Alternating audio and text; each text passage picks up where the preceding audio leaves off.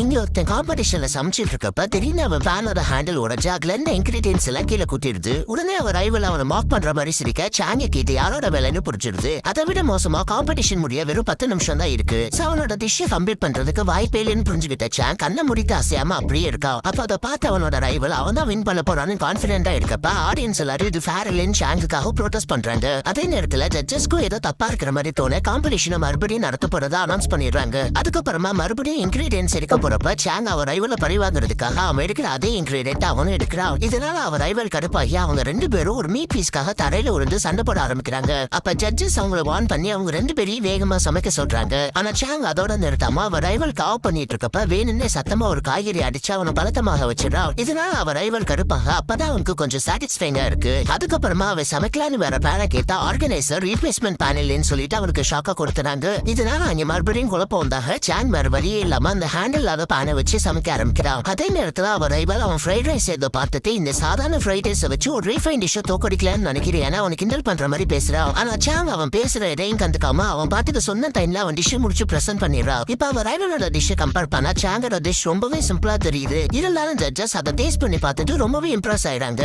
ஆனா அவன் தான் வின் பண்ண போறான்னு எல்லாரும் நினைக்கிறப்ப ஜட்ஜஸ் அவனுக்கு லோ ஸ்கோர் தான் கொடுக்குறாங்க. ஏன்னா ஃப்ரைட் ரைஸ் பழைய ரைஸ்ல தான் செய்யணும். சோ பேசிக் ரூலே அவன் பிரேக் பண்ணிட்டதா சொல்லிட்டு அவன் ரைவலை வின்னரா அனௌன்ஸ் பண்ணிடுறாங்க. அதுக்கப்புறமா ஜட்ஜஸ் சாங்கோட ரைவல் கிட்ட 3 நாளா சிம்பிள் பண்ணி ரெடி பண்ண வேண்டிய பிராத்தை எப்படி கொடுத்த டைம்ல ரெடி பண்ணீங்கன்னு ஆச்சரியமா கேக்குறாங்க. உடனே அவர் ரைவல் கொஞ்சமா பதட்டமாக ஆரம்பிக்கிறான். அதை பார்த்த சாங் ஏதோ தப்பா இருக்குன்னு அவ இடத்துக்கு போய் பார்த்தா அவ ஆல்ரெடி ப்ரிப்பேர் பண்ணி வச்ச பிராத்தை கொண்டு வந்திருக்கா. இதனால அவ எல்லாருக்கிட்டையும் கைங்களுமா மாட்டிக்கிற கடைசி அவனை டிஸ்குவாலிஃபை பண்ணிட்டு சாங்க வின்னரா அனௌன்ஸ் பண்ணிடுறாங்க.